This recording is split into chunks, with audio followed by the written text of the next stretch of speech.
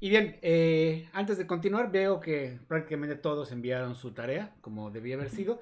Vamos a hacer la solución del ejercicio que quedamos la clase pasada y luego vamos a continuar con un tema nuevo que vamos a empezar a ver hoy ya lo que son técnicas de conteo. Entonces vamos a pasar al pizarrón.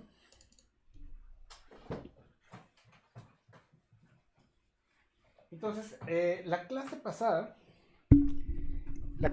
en lo que quedamos era en que habíamos llegado a esta cosa, ¿no? Habíamos visto que la sumatoria de i igual a, bueno, a s de n, tenemos que la serie n, que se definía como 1 al cubo más 2 al cubo más n al cubo, llegamos a una cosa que dijimos, bueno, esto, cada elemento de la serie n es básicamente, o que eso lo podemos poner como la sumatoria de i igual a 1 hasta n, podemos poner como la sumatoria de i igual a 1 hasta n de i cúbica. Llegamos a la conclusión de que estos números, los números, la sumatoria de los cubos, era igual a la sumatoria de los, ¿cómo se llama? De los cuadrados, ¿no? O sea, básicamente cada uno de esos dígitos iba a ser igual a la sumatoria de, o sea, cada término de esta cosa era igual a, ¿cómo decirlo? Era igual a la sumatoria de i igual a 1 hasta n, o sea, s de n, era igual a la sumatoria de i, pero todo esto al cuadrado. Uh-huh. El problema está en que esta cosa es una sumatoria igual. Estamos viendo que la sumatoria de esta la podemos ver como de esta forma, pero eso sigue siendo una sumatoria. Ahora, el secreto para resolverlo es que esta sumatoria tiene una forma cerrada que es Vox Populi en matemáticas, ¿no? Esa fórmula cerrada es que la sumatoria de i igual a 1 hasta n de i es igual es igual a n por n más 1 entre 2, que es una forma cerrada, ¿no? Ahora, ¿sí sabe la historia, la leyenda atrás de esta fórmula? Hay una historia de matemáticas de esto. ¿Sí la conocen? ¿La historia de Gauss? No, yo no. Creo que era Gauss o Euler, no me acuerdo, uno de los dos. Según yo es Gauss. El caso está que uno de ellos era un matemático prodigio desde niño y en la escuela primaria el maestro que no quería dar clase dijo, bueno, pónganse a hacer la suma desde 1 hasta 100. Todos los números súmenlos de 1 hasta 100 o 1 hasta 1000 para mantenerlos entretenidos y a ver qué pasaba, ¿no? Entonces Gauss pensó y dijo, no, es muy rápido. Y entonces encontró esa fórmula y le dijo al maestro, bueno, la sumatoria de 1 hasta 100 es igual a 100 por 101 entre 2. Y esto es igual a 10, 100. Y esto es igual a... ¿Cuánto sería? ¿La mitad? 50-50, ¿no? 50-50. Y la razón, o sea, bueno, esta es una fórmula que estamos adoptando. La sumatoria de 1 hasta n es igual a esta fórmula. Ahora, estrictamente hablando, si nosotros vamos a tomar esto como base, tendríamos que demostrar eso es cierto. Podríamos decir, bueno, esta es una fórmula que todo el mundo conoce, citar de dónde viene la fuente.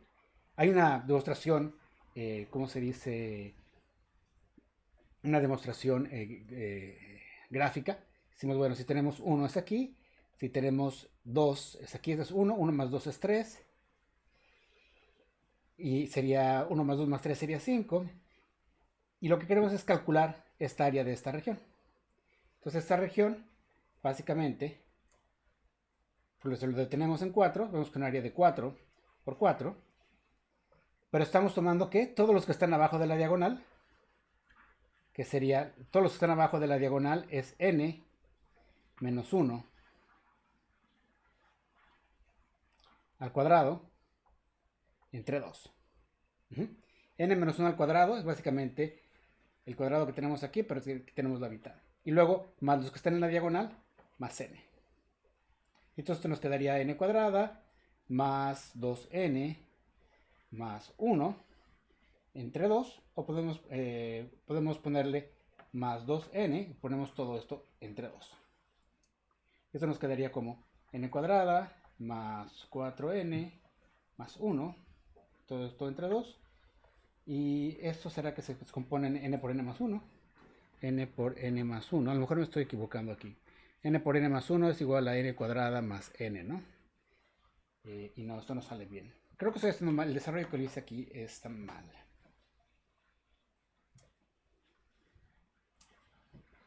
Bueno, tenemos este cuadrado.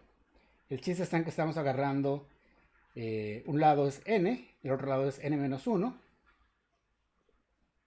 Si básicamente hacemos n por n menos 1, sería este cuadrado. Si hacemos n, sería este, n menos 1 sería esta mitad. Pero tiene que ver con el hecho de que estamos agarrando la mitad de este cuadrado y la diagonal estamos tomando, ¿no?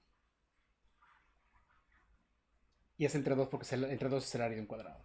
Pero bueno, esta demostración gráfica quizás tiene más desarrollo, pero tendría más mérito si demostráramos esto de manera por inducción. Entonces, para poder resolver esto, tenemos que encontrar esto. Para encontrar eso sabemos que yo les digo, esta fórmula es lo que nos sirve para demostrar esto. Y bueno, esto que está aquí dentro es igual a esta fórmula. Y lo primero que vamos a hacer es que vamos a demostrar esta fórmula por inducción. Lo cual vamos a probar. Entonces, el primer caso para demostrar que la sumatoria de todos los n números es igual a n por n más 1, es que probarlo para 1. Para n igual a 1,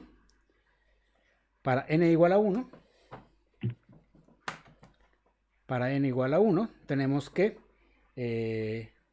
1 al cuadrado, 1 es igual a n por n más 1 entre 2, y esto es igual a 1 por 2 entre 2, y esto es igual a 1 por 2 es 2 entre 2, que es igual a 1. Entonces, para el miembro mínimo de la serie se cumple. Y ahora vamos a proponer que lo que sea para acá. Entonces decimos 1 más 2 más k es igual a k por k más 1 entre 2. Entonces, esta es la hipótesis. Planteamos que esto es verdadero. Y ahora vamos a probar para k más 1. Entonces, todo esto que está aquí, sabemos que es k por k más 1 entre 2 más k más 1. Y esto tiene que ser igual a k más 1 por k más 2 entre 2. ¿Estamos de acuerdo? Para eliminar este 2 de aquí, vamos a multiplicar todo esto por 2. Entonces ya podemos eliminar el denominador de estas fracciones. Multiplicando esa parte de aquí arriba por 2. Entonces lo que nos va a quedar, del lado izquierdo nos va a quedar k cuadrada más k más 2k más 2 es igual, aquí nos va a quedar k por k cuadrada, k por 2 más 2k, 1 por k nos va a quedar más k, y 1 por 2 nos va a quedar 2. Entonces ya nos queda k cuadrada, k con k, 2k con 2k, 2 con 2. Por lo tanto, esa expresión que hemos dicho, que la sumatoria de todos los números del 1 hasta el n es igual a n por n más 1 entre n por n más 1 entre 2, es verdadera. ¿Sí queda claro eso? Sí. ¿Cuántos de ustedes, para su demostración se basaron en eso? En el asumir que la solución de esta sumatoria que tenemos aquí arriba era igual a n por n más 1 entre 2.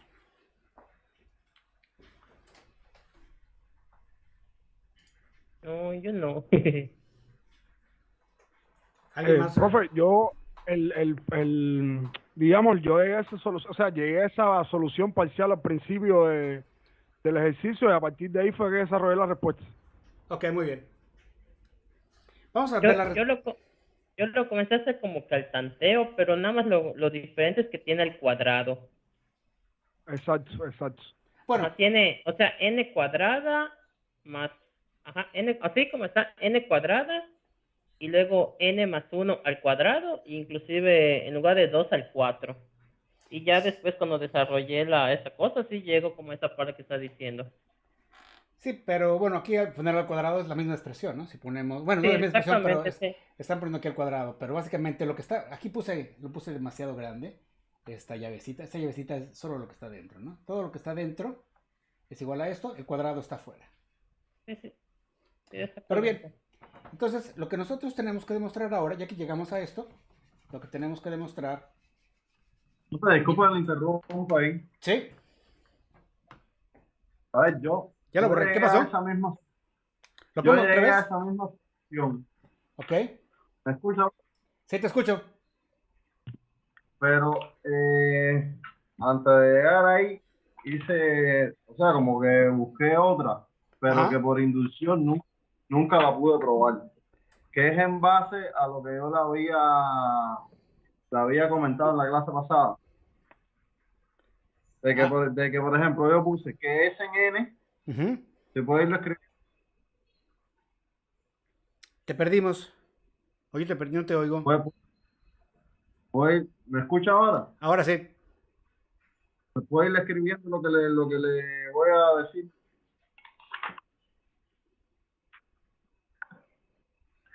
Ya no te escuchamos. Ya, ¿me escucha ahora? Ahora sí. Ah, o sea, yo puse que era igual a la raíz. Voy a ir escribiendo lo que le he dicho, profe. A ver, lo voy escribiendo. A la raíz. A la raíz de S de N menos uno, cierro raíz, más N al cuadrado. Todo al cuadrado. No, no, N no. Toda esa expresión al cuadrado. Así. Sí, o sea, y probé con los números, o sea, con hasta el 6 hasta la posición 6 y me daba igual, pero por inducción nunca pude probarlo. Habría que ver si se puede probar. O sea, probas hasta el 6 y si te daba el resultado. Quizás luego lo podemos probarlo. Vamos ahorita con la solución más simple, que no que involucre esa cosa que les he puesto aquí. Y luego, si quieres, intentamos a ver si se puede resolver esto. Ya, perfecto. Era la duda que no sabía si porque como estaba el S en N-1 por inducción no se podía hacer y era todo en base a N. No sé, eso era lo que le quería preguntar. Sí, hay que, habría que probarlo. Si esta fórmula es equivalente. La única manera de hacerlo es por inducción. Entonces, si por inducción te llegaste a algo que no es que te dice que un lado es diferente del otro, es un problema. Aquí el problema que tenemos es esta raíz, ¿no? Que de hecho la término de raíz cuadrada solo aplica para si son enteros cuadrados perfectos. Acuérdate que estamos trabajando con enteros y entonces solo aplicaría, tendría resultados coherentes para cuadrados enteros. A lo mejor sí se puede o no. Podríamos elevar esto al cuadrado, hacer algo para eliminar esa raíz, pero sería cosa de probarlo, ¿no? Sí, perfecto. Ok. Bien, entonces vamos a probar esto con la fórmula que habíamos visto ahorita. Y entonces nos quedaría, ya que vimos esto, nos quedaría que 1 al cubo más 2 al cubo más n al cubo es igual a n por n más 1 entre 2 al cuadrado. Entonces lo primero es para probarlo para n igual a 1. Para n es igual a 1. De un lado tenemos 1 al cubo, que va a ser 1. Y del otro lado tenemos que va a ser 1 por n más 1 entre 2 al cuadrado. Y eso nos queda igual a 2 entre 2 al cuadrado, que es igual a 1 al cuadrado, que es 1. Entonces, para n igual a 1, sí se cumple. Vamos a probarlo para los demás. Voy a quitar esto porque me va a hacer falta en el pizarrón, por el desarrollo. Entonces, presumimos que la sumatoria de 1 más 2 más n, todos estos al cubo, es igual a n. Vamos a asumir que eso es cierto para k, perdón. Vamos a asumir que eso es cierto para una cierta cantidad k. Decimos que 1 al cubo más 2 al cubo más k al cubo es igual a k por k más 1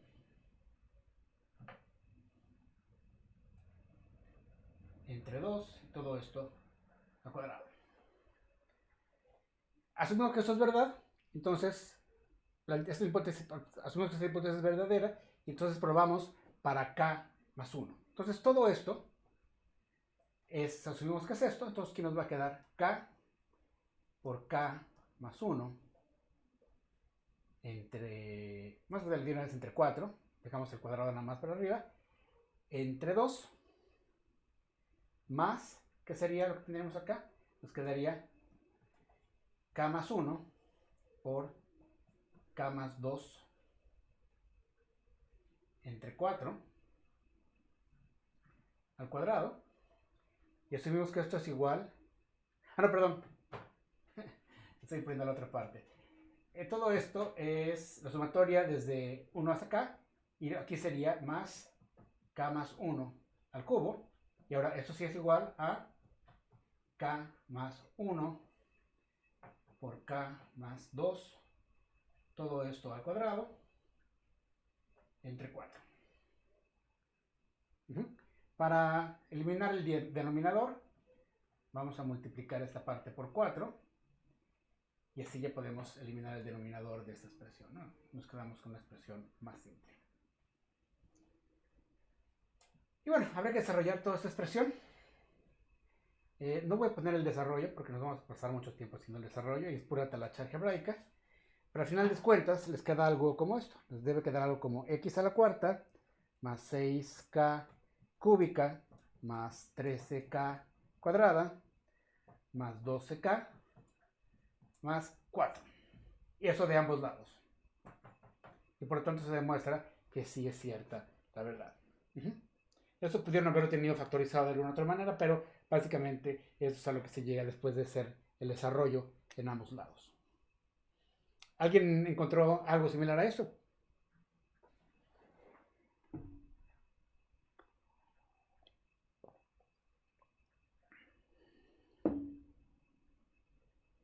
Bueno, ya veré sus tareas cuando las revise. Sí, ¿qué está? Sí, llegué a eso. Ah, muy bien. Pues vamos a revisar, vamos a continuar con el tema. Si no hay más dudas de ese tema, vamos a continuar con lo que sigue, que ya es, ¿cómo se dice? Principios de conteo.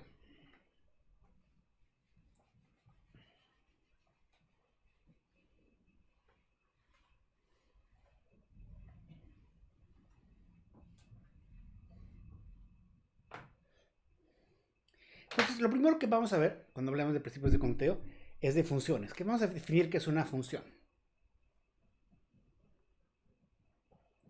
Entonces vamos a pensar lo siguiente. Sean x y y conjuntos. Decimos que tenemos una función. Decimos que tenemos una función de x a y.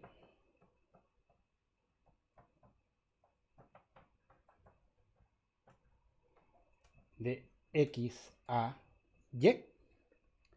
Si para cada x, si para cada x, vamos a poner x que pertenece a x y y, voy a poner esta, y que pertenece a y mayúscula, el conjunto y. Bueno, si para cada x y y, vamos a ponerlo de otra manera, si para cada x que pertenece a x, podemos especificar un elemento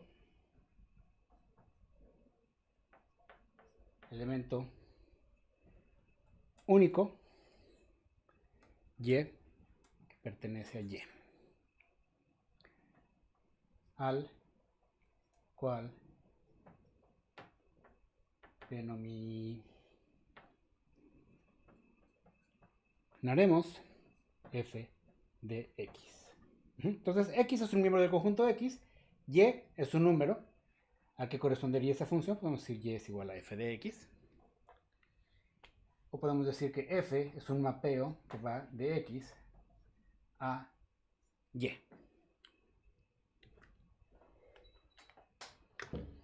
Lo importante aquí es que, una cosa que es importante recalcar es que especificar un elemento único X y Y. Esto significa que todos los miembros de X le corresponde un elemento en Y. Y que para cada miembro en X le corresponde solo un miembro de Y. O sea, no puede ser que X le corresponda a un valor y te corresponda a más de un valor. La asociación entre un elemento de X y siempre es con un solo elemento de Y. ¿Sí queda claro?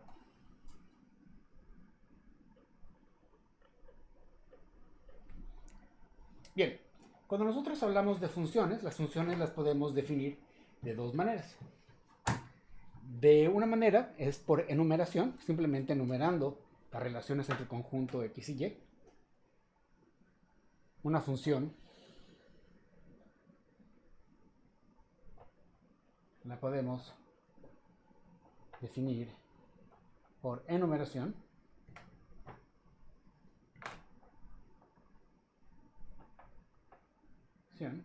Por ejemplo, si tenemos que X es igual a 1,2,3, tenemos que Y es igual a 4,5,6,7.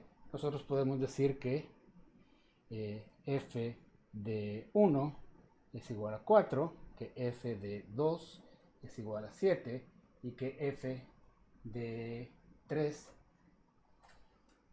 va a ser igual a 5, por ejemplo. Entonces, aquí estamos definiendo, tenemos dos conjuntos, conjunto X, conjunto Y, y estamos definiendo todos los pares, la relación para cada elemento de X, para cada elemento de Y. Eso es obviamente una función con esto, tiene que ser, X es, para enumerarla, poderla definir así, X tiene que ser un conjunto finito y tenemos que poder describir esa relación. La otra forma de definir una función es a través de una fórmula. Podemos, por ejemplo, decir f de n es igual a 3n más 4 para una n que pertenece a los números naturales, por ejemplo. Entonces, aquí estamos definiendo el conjunto de X. Y aquí vamos a ver que este conjunto también va a ser los naturales, ¿no? Se entiende que también son los naturales, ¿no? Porque estos son siempre, los naturales son los valores positivos. Entonces, para cualquier valor positivo, eso va a ser otro número positivo. Entonces, digamos que el conjunto de X y de Y pertenecen ambos a los naturales, ¿no? De hecho, estos no son todos los valores naturales, sino que son su conjunto, pero bueno, no importa. En el caso tenemos aquí una función definida por enumeración. O también podemos definir las funciones recursivamente, ¿no?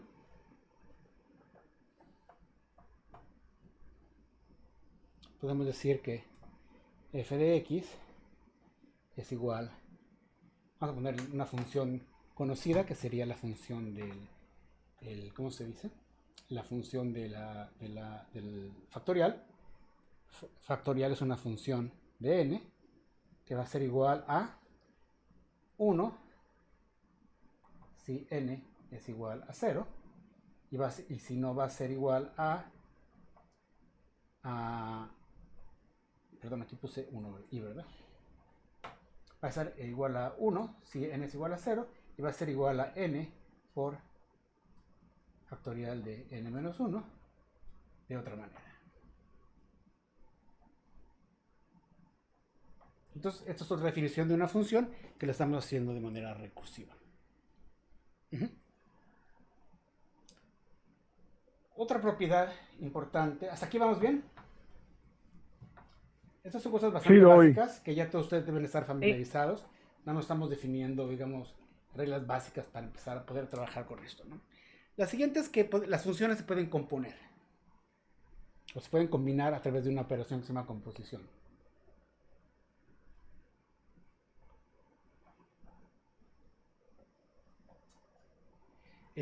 Básicamente se pueden combinar.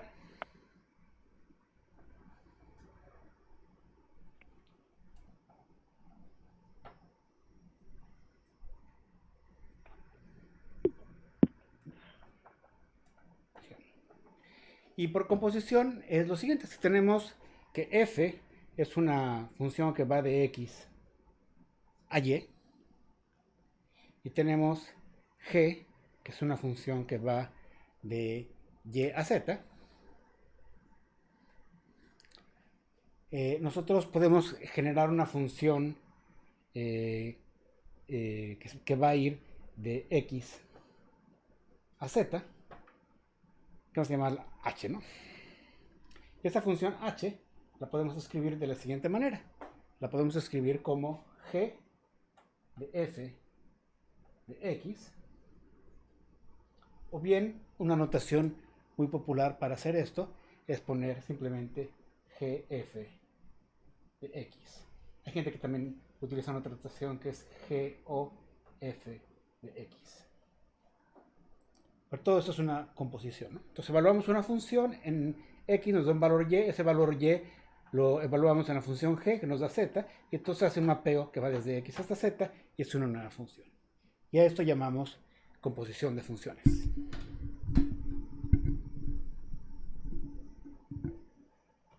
Bien, ya que tenemos definidas estas cosas básicas de funciones, vamos a describir qué tipos de funciones existen.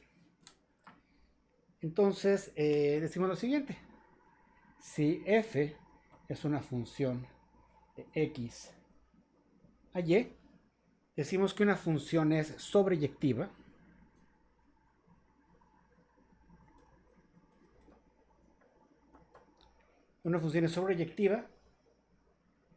si para cada y que pertenece a y,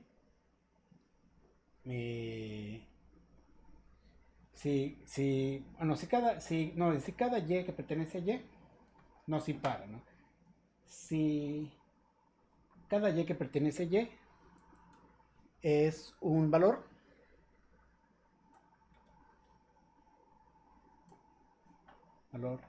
f de x, para al menos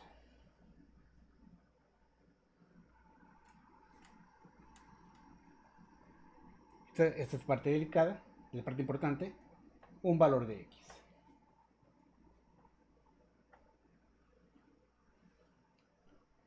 ¿Esto qué significa?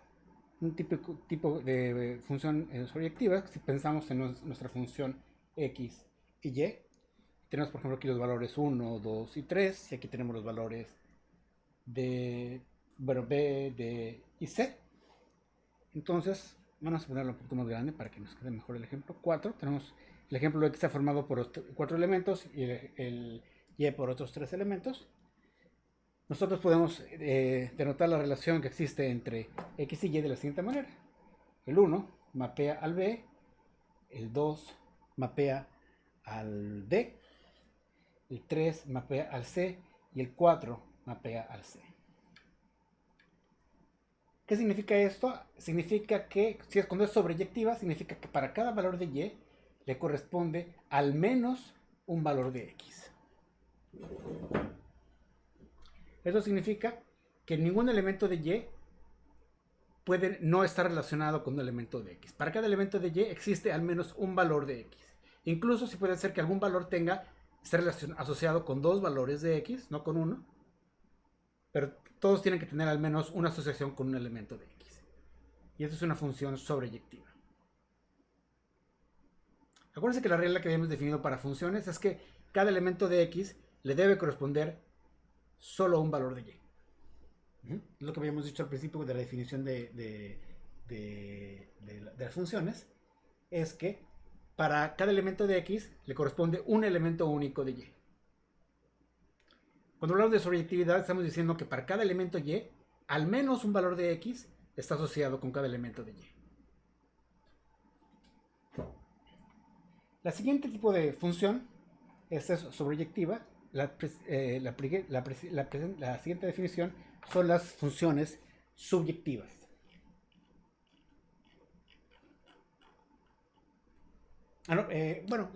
Son inyectivas también. Esta fue sobreyectiva, puede ser la siguiente es inyectiva, perdón, me equivoqué.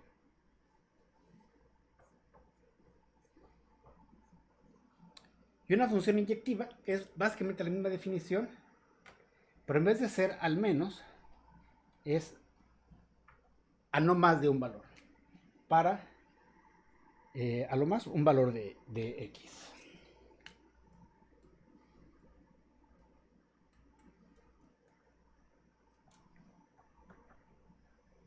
Un valor de X. Entonces, ¿eso qué significa? Significa que cada valor que tenemos de Y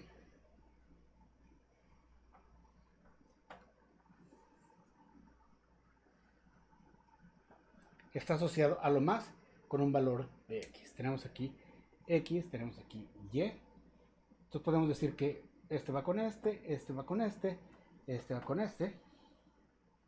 Pero ningún elemento de aquí está asociado con más de un elemento de acá. Puede que alguno de ellos no esté asociado con algún elemento de acá. Y eso se le conoce como una función inyectiva. Cada elemento de Y está asociado a lo más con un elemento de X.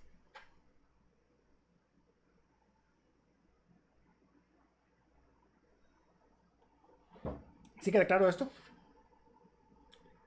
Cuando decíamos que era sobreyectiva, decíamos que era cada elemento de Y le corresponde al menos un elemento de X. Puede ser uno o más elementos de X, pueden corresponder a cada pueden estar asociados a cada elemento de Y. Para la inyectiva decimos que cada elemento de aquí está asociado a lo más con un elemento de X. Puede que algún elemento aquí no esté asociado con alguno de acá, pero no, si está asociado nada más puede ser con uno de acá. Y el último tipo de función se le conoce como la función biyectiva. La función biyectiva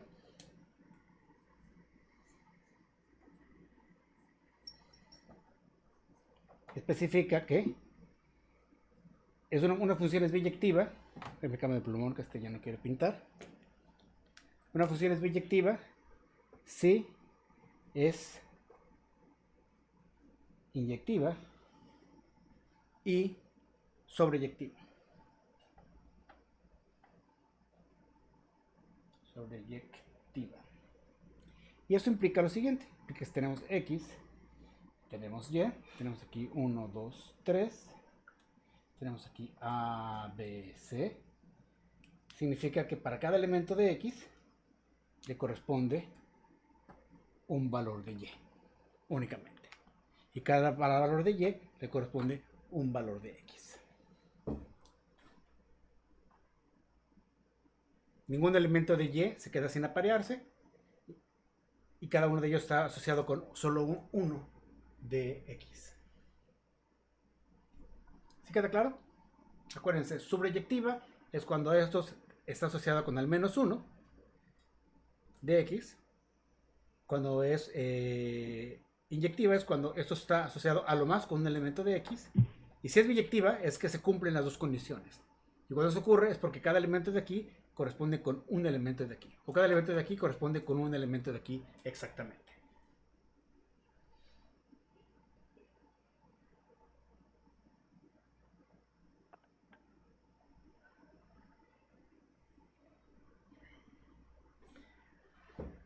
Bien, ya que definimos esto de funciones, vamos a definir un concepto nuevo que se le conoce como la cardinalidad de un conjunto.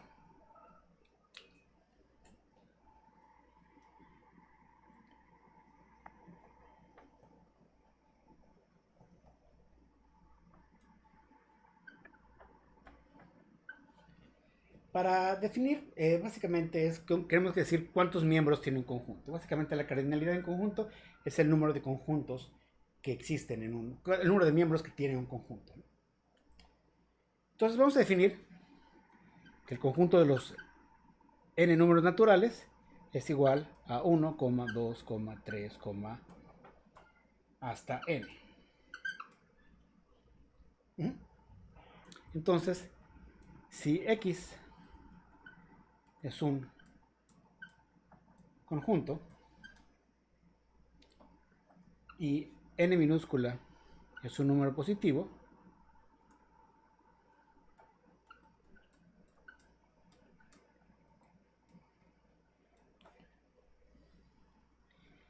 y hay una biyección del conjunto NN al conjunto X,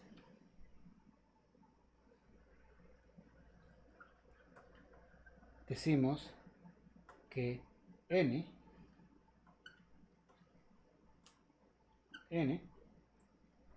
es la cardinalidad. Ay, no me cabe. De X. Decimos que, vamos a correrlo acá. Y hay una biyección del conjunto NN al conjunto X. Entonces cada miembro de NN lo podemos asociar con un elemento de X y viceversa. Es una biyección. En ese caso decimos que N es la cardinalidad de X. Que como ustedes seguramente ya conocen por notación, decimos que eso se suele escribir como la cardinalidad de X, se pone como estas barritas y decimos que esto es igual a N. Si X es un conjunto vacío, si X es igual a un conjunto vacío, decimos que la cardinalidad de X es igual a 0. Entonces la cardinalidad o el tamaño de un conjunto es básicamente eso. ¿Y cómo lo definimos? A partir de una función, que es una biyección, que mapea un conjunto de números naturales, que es n de n, que es básicamente los n primeros números que hay, y a partir de eso definimos la cardinalidad de un conjunto.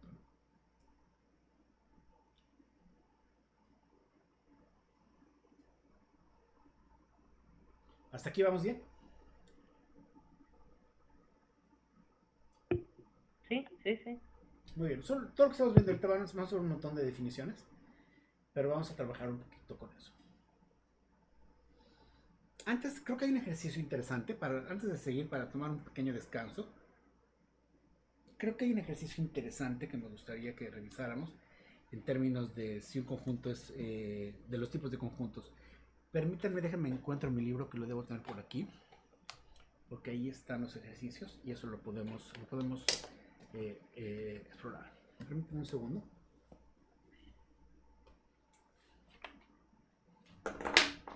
Porque si no nos vamos a pasar así con definiciones. Todo esto es básicamente, nos estamos preparando para hablar de conteos. Estamos hablando de conteos de funciones. Aquí está. Entonces vamos a poner unas fórmulas y vamos a tratar de determinar si esas fórmulas son inyecciones o biyecciones o inyecciones sobre inyecciones o biyecciones. Entonces la primera que tenemos es que vamos a definir básicamente esto es, tenemos funciones, todo lo que tenemos aquí son funciones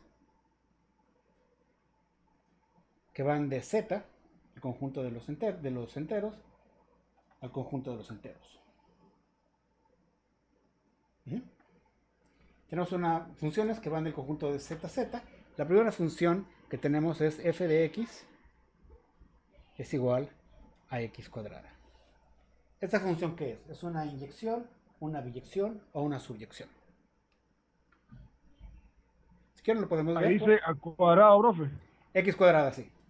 F de x es igual a x cuadrada, ¿no? Entonces, por ejemplo, el conjunto x, digamos el que tenemos aquí, vamos a poner un fragmento de ese. Debe ser 1, 2, 3, 4, 5 y así. Y hasta los negativos también.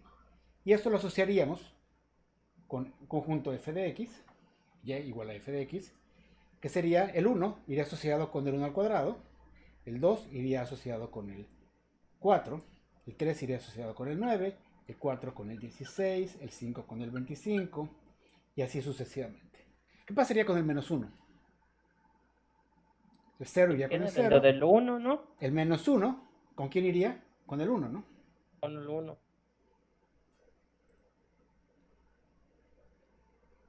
El -1 va con el 1. Igual cualquier negativo va con el positivo de allá. Ajá. Es ¿cómo se llama? Esta es inyectiva. Bueno, aquí tenemos Ahí se. la primera función. ¿Qué sería? A ver, piénsenlo. En base a lo que vimos hace ratito.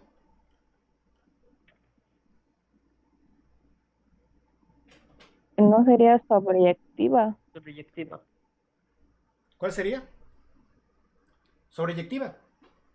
¿Por Sí, qué? la primera, la sobreyectiva. No, a ver, es que no hay una sola función. O sea, al final de cuentas tenemos que es f de 1 va a ir a 1. F de 2 va a ir a 4. F de 3 va a ir a 9. Entonces hay una sola función. Entonces, la pregunta ¿es inyectiva, es sobreyectiva o es biyectiva?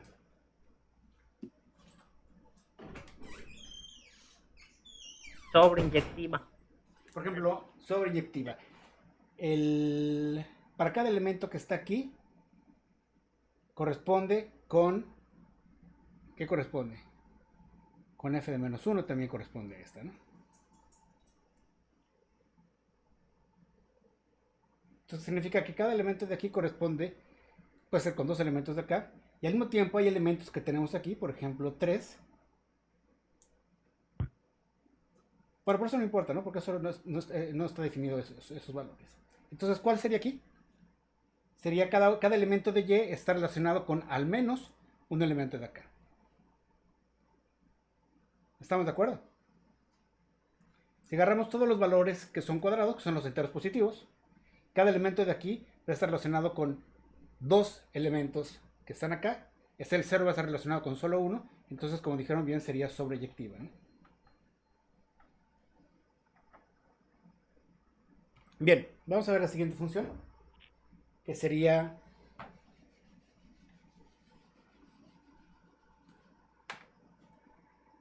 g de x es igual a 2x. Entonces aquí tendríamos que g de 0 va con 0, g de 1 va con 2, g de 2 va con 3, g de 2 va con 4, g de 3 va con 6, así sucesivamente, ¿no? Entonces, esta que es inyección, sobreyección, para cada elemento de aquí, ¿cuántos elementos de acá le corresponden?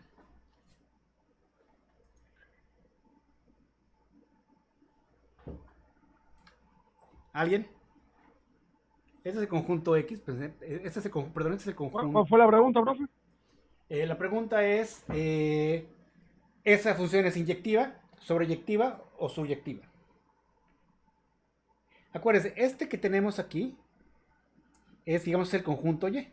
Es lo que nos regresa a la función. Y los valores que tenemos acá son los valores de X.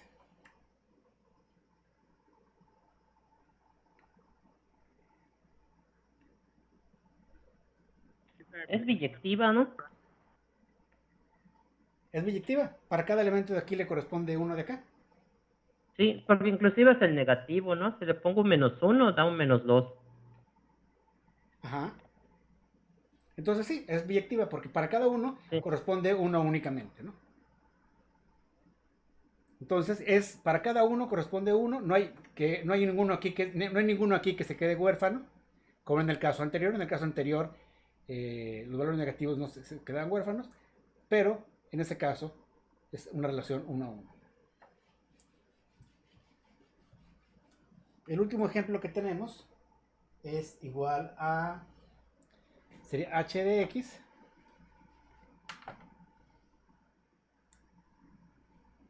es igual a 2 más x.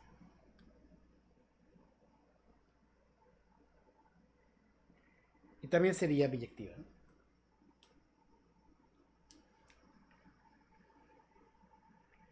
Para cada elemento de aquí corresponde un elemento de acá.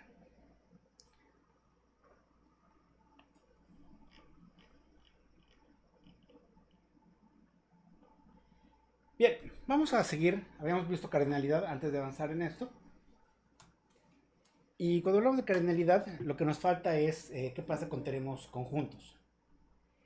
Y lo que vamos a ver ahorita es qué pasa cuando tenemos una suma de conjuntos disjuntos. Suma de conjuntos disjuntos. ¿Qué es un conjunto disjuntos? ¿Saben qué es eso? Si tenemos dos conjuntos, ¿cuándo decimos que esos dos conjuntos son disjuntos?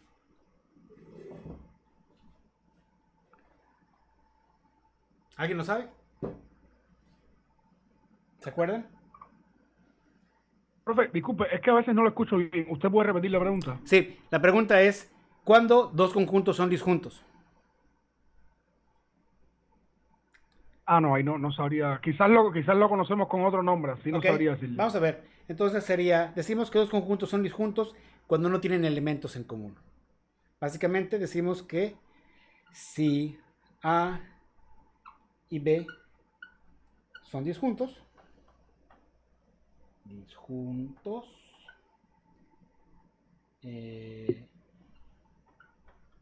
entonces decimos que A, esta cosita que es intersección B, es igual a el conjunto vacío. Lo ponemos con un cero. Disculpe, disjuntos puede ser sinónimo de mutuamente excluyentes. Sí, mutuamente excluyentes puede ser, sí. Ok. Entonces decimos que son mutuamente excluyentes o que no tienen elementos en común. La intersección de los conjuntos nos da cero. Entonces cuando tenemos dos conjuntos disjuntos, lo que nos interesa es qué pasa cuando nosotros los sumamos. Entonces básicamente, si nosotros sabemos que A tiene una cierta cardinalidad, lo que nos interesa contar ahorita es cuál es el tamaño de la unión de dos conjuntos. De la suma, que es la unión de A, unión B. La cardinalidad de esto. Entonces básicamente esto es igual a la cardinalidad de A más la cardinalidad de B.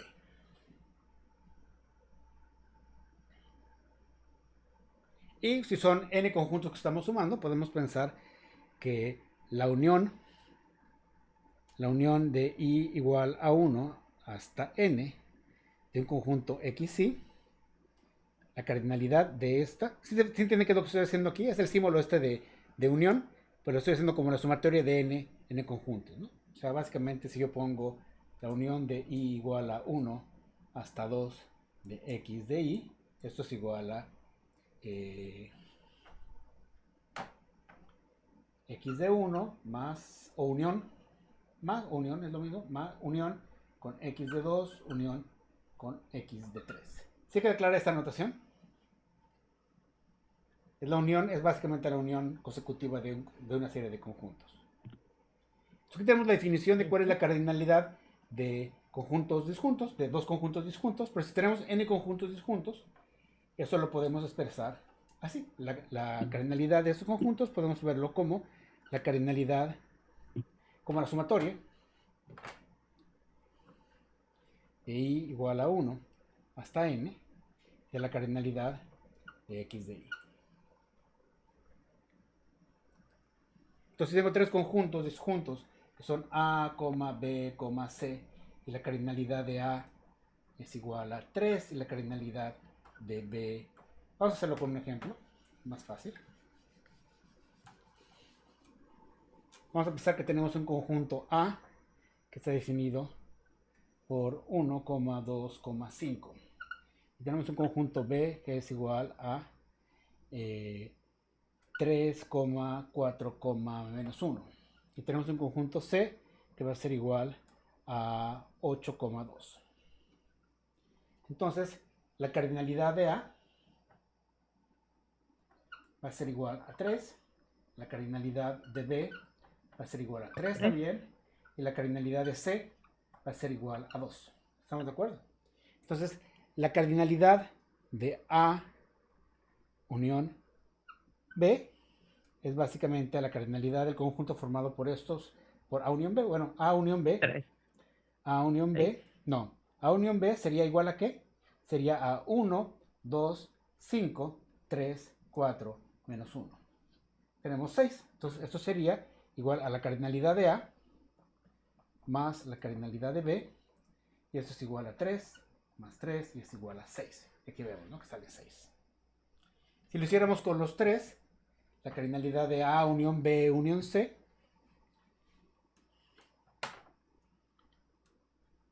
eso sería igual a la cardinalidad de A más la cardinalidad de B más la cardinalidad de C, que en este caso sería igual a 3 más 2, que esto es igual a 8. Y eso sería igual, digamos, A unión B unión C, sería igual a 1, 2, 5, 3, 4, menos 1, 8, ay, ¿saben qué? Este 2, Hay un 2. hay un 2, Hay dos. vamos a convertirlo en 12, para que nadie diga, porque si no, no, esto, A y C no serían disjuntos. 12. Ahí está. Entonces aquí tenemos 1, 2, 3, 4, 5, 6, 7, 8, que es igual a la suma de las cardinales individuales.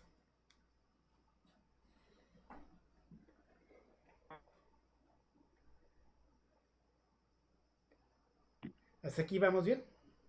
Esta es la suma de conjuntos disjuntos. Cuando los conjuntos son, no son disjuntos, es una cosa que vamos a ver después. No lo vamos a ocupar ahorita. Pero vamos a seguir ahora con lo que sería el producto de conjuntos. ¿Hay alguna duda hasta ahorita?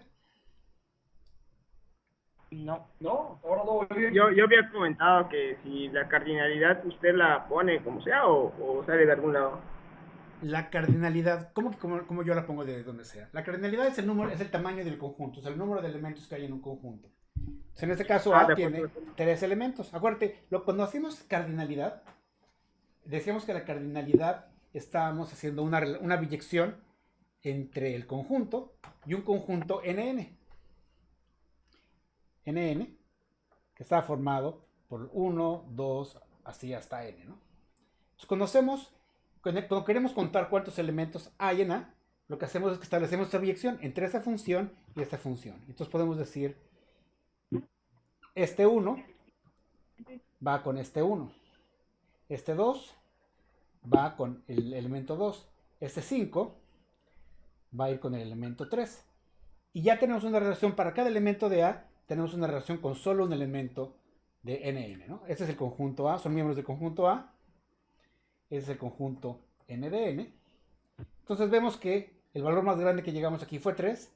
Y entonces eso significa que la cardinalidad de A es igual a N.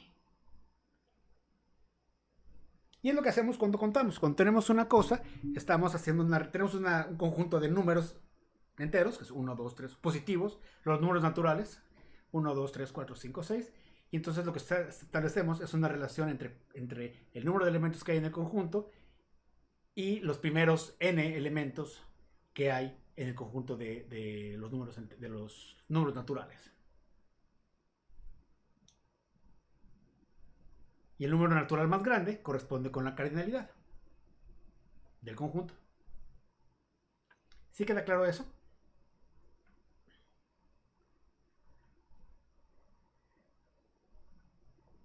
Profe, a mí no me quedó muy claro esa parte. Ok, vamos a ver otra vez. Imagínense, hay un libro muy bonito, no lo tengo ahorita, pero es de temas básicos de matemáticas, pero es muy elegante, que habla de un árabe que sabía contar muy bien, ¿no? Pero imagínense que ustedes tienen objetos en el espacio, ¿no? Tenemos un triángulo, tenemos un cuadrado, tenemos un círculo, tenemos un símbolo más, tenemos una cruz, tenemos un triangulito, ya tenemos, ¿qué otro les gusta? Un triángulo invertido. Y queremos contar cuántos elementos que estamos haciendo aquí. Entonces lo que podemos hacer es establecer una relación entre cada elemento de estos y los números naturales. Entonces lo que hacemos, decimos, bueno, vamos a decir que el primer número natural 1 corresponde con el triángulo. Vamos a ver que el número natural 2, el segundo número natural va a corresponder con este. El tercer número natural va a corresponder con el cuadrado. El cuarto número natural va a corresponder con el más. El quinto número natural corresponde con la multiplicación. Y el sexto número natural va a corresponder con este. Como todos los que están aquí ya están relacionados con uno diferente de acá, porque fuimos tomando uno en cuenta, decimos que esto es una biyección. ¿Estamos de acuerdo? Estamos enumerando, decimos por enumeración, definimos la biyección entre los números, entre los primeros n números naturales y los elementos de nuestro conjunto. Entonces, ya que establecimos esta biyección, sabemos que este conjunto lo llamamos n de n, que es un subconjunto de los naturales, ¿no? N de n pertenece al conjunto de los naturales, ¿no? Que el conjunto de los naturales son todos los valores, todos los números positivos, ¿no? De 1 hasta infinito, para arriba. Entonces, este es un subconjunto de los naturales, son los primeros n números naturales. Y entonces decimos que la cardinalidad del conjunto es el valor más grande que tenemos aquí. O podemos definir que n de n, como lo vimos, como lo escribí hace ratito, podemos decir que n de n es igual a 1, 2, es el subconjunto formado por 1, 2 hasta n. Y este es un subconjunto de los números naturales. Son los enteros positivos. Entonces, al final de cuentas, cuando nosotros terminamos de establecer esta biyección, de constituir esta biyección, vemos cuál es el número más grande de este conjunto. Y ese número más grande va a ser la n. Y esa n es la cardinalidad del conjunto. Es como si quisieran contar frijolitos en una taza. Tienen un montón de frijolitos en una taza, empiezan a sacar frijolitos y cada frijolito lo van asociando con un número. Es el frijolito 1, el frijolito 2. Cuando terminan llegan al último frijolito, ven qué valor le correspondió. Es el frijolito 516. Entonces la pregunta es, ¿cuántos frijolitos había en la taza? Pues había 516. Y es la cardinalidad del conjunto de frijolitos en la taza. ¿Sí lo ven un poco más claro? Sí, bastante. No, realmente yo pensé que era más complicado. No sé por qué me enredé en la primera explicación que usted dio. Ok. Pero bueno, básicamente es la idea. Es una idea bastante simple, porque ya que lo practicas es intuitivo. Dices, pues claro, ¿no? Cuando contamos es lo que estamos haciendo eso, ¿no? Estamos estableciendo una relación entre aquello que queremos contar y los números naturales. Y no importa cómo hagamos esa relación. Lo importante es que sea una biyección, para que a cada elemento de un conjunto le corresponda un número natural. Y la otra cosa es que los números naturales sean consecutivos comenzando desde el 1.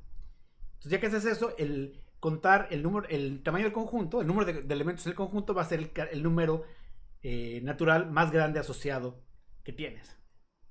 Y entonces eso nos da eso es contar, básicamente, ¿no? Entonces es una cosa bastante simple, pero como que nunca bueno, yo no sé, pero yo hasta que empecé a estudiar esto, fue que vi una explicación simple de qué era contar. Este libro, no me acuerdo cómo se llama, es un libro muy bueno, que es un libro de divulgación científica, de matemáticas, donde cuenta principios básicos, ¿no? Entonces son historias de un pastor árabe que era muy bueno haciendo aritmética, y habla de, bueno, básicamente porque los árabes fueron todas esas personas que eran comerciantes y venían entre la India y muchas partes del mundo, y por una parte compilaron y por otra parte crearon un montón de cosas de matemáticas antes, durante mucho tiempo, ¿no? Entonces hay un cuento donde cuenta que él tiene que contar y el niño contaba, pero era un pastor de ovejas que de un vistazo podía determinar cuántas ovejas había en el campo, ¿no? Y nada más me acordé ahorita de eso porque era básicamente eso. Él decía, él contaba eso, asociaba el tamaño del conjunto y podía de un vistazo rápidamente contar cosas. Y de repente era tan grande su habilidad que en vez de contar las ovejas, contaba las patas de las ovejas, ¿no? Y las dividía entre 4. Pero luego le restaba una porque sabía que una de las ovejas era coja, y entonces es muy entretenido el libro. Pero el concepto de contar es muy simple, pero al mismo tiempo casi nunca nos les enseñan, ¿no? Contar es saber de cuántos elementos hay. ¿Pero qué significa saber cuántos elementos hay? Pues asociar, hacer una biyección entre ese conjunto y el conjunto de los primeros n números naturales. Y ese número n, los primeros n números naturales, ese número n es el tamaño del conjunto o la cardinalidad del conjunto.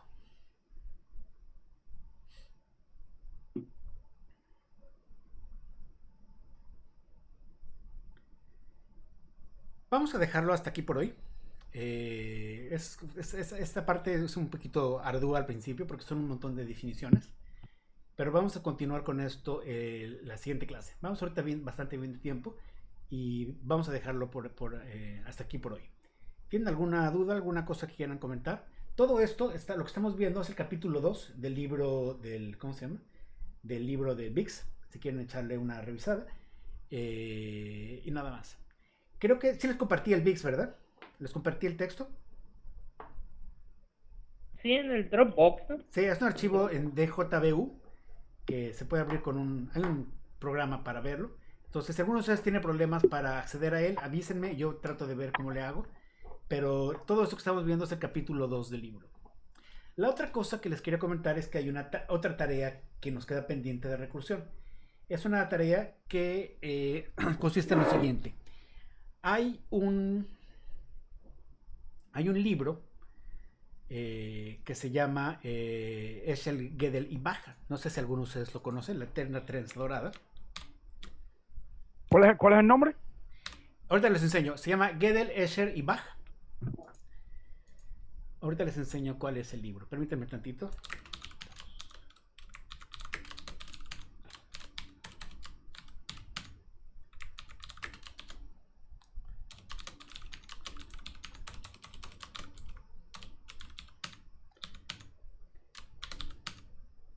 No está aquí. Permítanme tantito.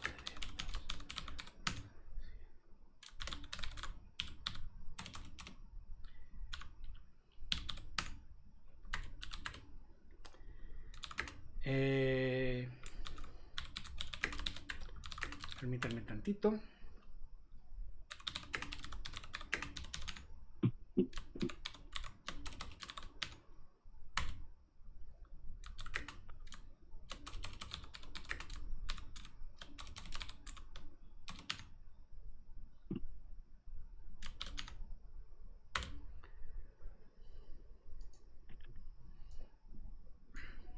Este es un capítulo de un libro. Es un libro básico de temas. Es un libro de divulgación en temas de computación. Déjenme les muestro mi pantalla para que lo vean. Permítanme un segundo. Ay, estoy un poco perdido. Permítanme. ¿Dónde estoy? No, aquí no estoy. Aquí estoy. Déjenme les comparto mi pantalla.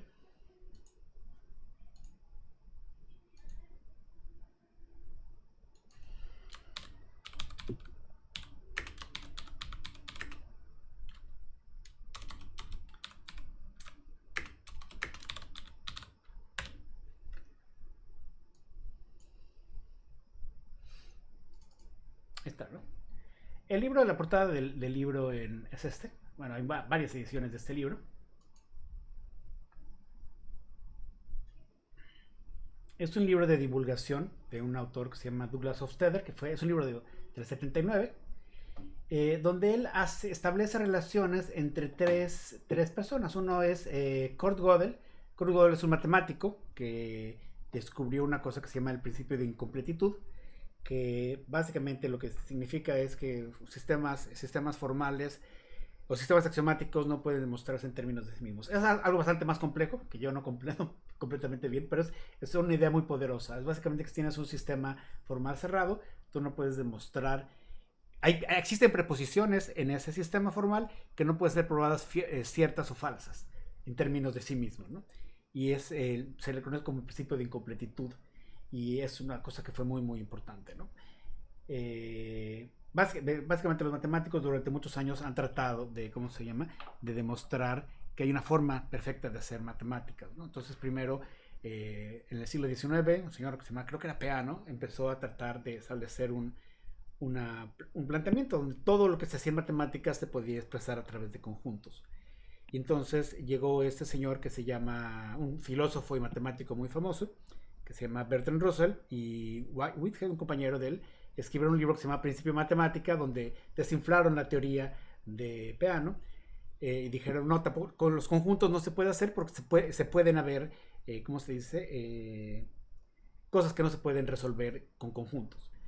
Y luego llegó después de que escribió, eso fue a principios del siglo XX, y luego un poquito después, Gödel demostró que incluso lo que plantearon, bueno, ¿cómo se llama? Bertrand Russell y su compañero, no me acuerdo el apellido, pero escribió un libro que se llama Principia Matemática, que era como para establecer todo lo que había con respecto a matemáticas en un sistema una forma axiomática, y luego llegó Gödel a decirles que eso tampoco se podía. Entonces, bueno, es un matemático donde habla de muchas cosas que son relevantes en temas de computación. Escher es un pintor que no sé si, seguramente lo conocen porque sus obras son muy familiares, y básicamente las obras de Escher son como paradojas visuales. Son ese tipo de, estableció muchas cuestiones que son como sistemas de particiones del espacio, regulares e irregulares, pero tiene este tipo de otras obras que son tengo que pensar alguna de ellas. Se ven aquí algún ejemplo. Si le ponemos aquí Escher y le buscamos imágenes, van a aparecer, que son paradojas visuales. Escher, nomás ponemos Escher. Es un grabador holandés, también que vivió en el siglo XX. Y hay algunas que son muy famosas, como esta. Por ejemplo, ¿no? Son sistemas como esos, donde son paradojas visuales, donde realmente todas las tres superficies son ortogonales, todas son donde se puede parar una persona. Hay otras que son unas escaleras infinitas que nunca terminan. Esta es otro clásico. Déjenme lo hago grande para que lo vean. Pero es esto, ¿no? Es una escalera infinita, que estamos pasando de espacios tridimensionales a espacios bidimensionales, y crea esas paradojas visuales, ¿no? Donde es una escalera que infinitamente crece o infinitamente decrece, y todo es un truco jugado con la perspectiva, pero son paradojas visuales que son interesantes, ¿no? Y la tercera persona es Bach, que Bach es el músico, Johann Sebastian Bach, que su música también tiene ese tipo de cosas, ¿no? Entonces, este es un libro, básicamente, que explora muchos temas de matemáticas, de arte, de música, pero todo relacionado con temas de computación. Viene mucho con un tema general de computación. El estilo de trabajar de este autor es que comienza los libros a través de presenta unas fábulas, unas pequeñas fábulas, donde presenta una situación hipotética. No sé si ustedes han oído hablar o han leído Alicia en el País de las Maravillas. ¿Saben qué es Alicia en el País de las Maravillas? El libro. Sí, está muy Sí, el libro sí. Okay. adelantado. El libro en sí es un libro que escribió un matemático también en el siglo XIX, y realmente, a pesar de que es un libro, un cuento para niños, hay un montón de temas de matemáticas que están explicados a través de ese libro, ¿no? Y la idea es esto, también utiliza y hace una serie de fábulas o de historias al estilo de Douglas Carroll, que fue el autor de Alicia, y hace básicamente eso. Entonces, lo que yo les pido que lean es que hay un capítulo de ese libro, que es el capítulo 4 de ese libro. Entonces, ese capítulo 4 el libro se los voy a dar en dos formas, en inglés y en español. Cada libro comienza con una pequeña fábula, que es como una pequeña historia, que está contada entre Aquiles y la tortuga. Aquiles y la tortuga son miembros de una paradoja, la paradoja de Zeno, que básicamente Aquiles era el más veloz de los mortales y la tortuga era una tortuga, y establecían una carrera. Entonces hay una paradoja que si tú le das una cierta ventaja a la tortuga siempre va a ganar, porque si la tortuga avanza cierta cantidad en un tiempo t, en el instante t el otro avanza esa cierta cantidad, y el caso está en que, de acuerdo al planteamiento de la paradoja, Aquiles nunca va a alcanzar a la tortuga, ¿no? Obviamente es una paradoja, no es cierto, pero el planteamiento lógico es que, al parecer, la demostración es que eso es falso. Y esos son personajes que él hace para explicar temas de cada capítulo, ¿no? Presenta una pequeña introducción con esa historia que vale mucho la pena leer, y ya luego viene el cuerpo del capítulo. El capítulo se llama Estructuras recursivos y procesos, que es recursión, y básicamente es lo que quiero que lean. Son 50 páginas en inglés. Si pueden leerlo en inglés, sobre todo la parte de la historia de la tortuga, vale mucho la pena, porque hay un montón de juegos de palabras y cosas interesantes que vale la pena leer. Sobre todo sirve que afinan su inglés, no técnico, pero vale mucho la pena leerlo en inglés. Sin embargo, yo sé que quizás el texto es un poco pesado leerlo en inglés, sobre todo esa parte de la introducción, y entonces también les entrego una versión del libro en castellano. hay una traducción, pero luego es básicamente lo mismo, pero está en castellano, es el capítulo 4, donde explican un montón de cosas acerca de recursión. Entonces la idea es, tienen que leer esto, aquí son 59 páginas, un poquito más grande en español que en inglés, pero la idea es que lo tienen que leer, tienen 3 semanas para leerlo y redactar un ensayo donde describan, hagan un resumen de lo que leyeron. Por resumen me refiero, no quiero que me cuenten lo mismo, sino que planteen qué es lo que planteen de manera general qué es lo que se escribe en el capítulo y luego escriban con sus propias palabras qué es lo que, o sea, traten de entenderlo. Ya que lo entendieron, escríbanlo. No quiero que me hagan un resumen de eso, quiero que me hagan un ensayo del texto. Esto es, quiero que lo lean, que lo entienden y lo comenten. Escriban qué fue lo que leyeron, comentando las cosas que entendieron y cómo lo entendieron. Entonces, esto, ¿cómo se dice? Es lo que tienen que ver. Aquí está, este es el español, pero me estoy regresando. Aquí está la historia de la tortuga. Y se los voy a poner al rato en la página web de Moodle para que lo puedan acceder, ¿no? Entonces, eso es básicamente lo mismo, pero está en castellano. Se pierde un poquito en la traducción. Pero bueno, aquí lo van a poder leer, ¿no? Es básicamente lo mismo. ¿Alguna duda al respecto? Profe, sí, una preguntita que no me quedó claro, no me quedaron claras dos cositas. Uno, ¿cuándo es la fecha de entrega? Y lo otro, que no entendí bien, ¿es el, digamos, un ensayo de un capítulo específico del libro o es el libro completo? No, de un capítulo. De hecho, lo que les voy a pasar es el capítulo específico, que es el capítulo 4. El texto, o sea, lo que les voy a subir a la página web es el capítulo 4 en particular, que es el que quiero que trabajen. Si a alguien le interesa el libro completo, que vale mucho la pena leerlo, sobre todo a alguien que está trabajando en computación, se los voy a poner en la página, en la carpeta de, ¿cómo se llama? En la carpeta de compartición de matemáticas, para que lo puedan acceder. Porque como no tienen acceso ahorita a la biblioteca de la universidad, pues se los voy a compartir así para que puedan leerlo, el libro completo. Se los voy a poner en inglés y en español, porque vale mucho la pena. Pero en particular, lo que quiero es únicamente el capítulo 4, que es el tema que habla acerca de recursión. Y la fecha de entrega que me preguntabas sería en 3 semanas. O sea, cuéntale a partir de hoy 3 semanas y sería eso la fecha de entrega. Como sea, cuando suba el espacio abra el espacio para su tarea en Moodle, ahí van a ver la fecha ustedes. Ok, no hay problema. Gracias entonces, profe. Muy bien.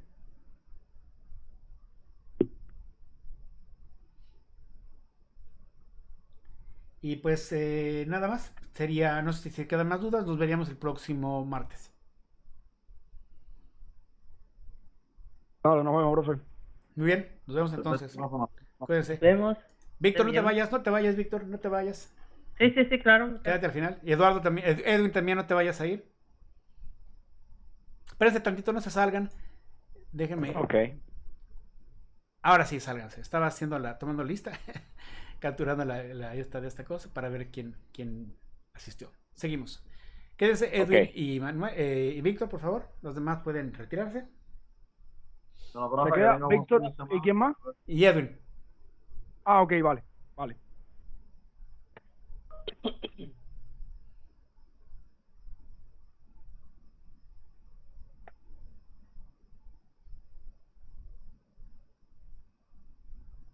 Hola, Edwin, Víctor, ya estamos aquí solos. Nada más para decirles que en su caso, no va, como esta tarea ya la hicieron el año pasado, y no me interesa que la hagan otra vez, porque eso se supone que ya lo revisaron, les voy a pasar un capítulo diferente de este mismo libro, que también es de interés para la asignatura.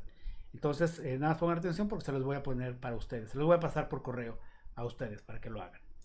¿Estamos de acuerdo? Ok, Correcto. doctor. Perfecto. Yo les pasaré entonces la información en el transcurso de hoy o mañana. Correcto. Ok, doctor. ¿Sale pues? Entonces Gracias. esperamos que nos mande el capítulo y Sí. sobre eso trabajamos el ensayo. Perfecto. Nos vemos el martes entonces. Nos vemos el martes. Vale. Buen fin de semana. Igualmente, hasta luego. Hasta luego. Bye. Bye.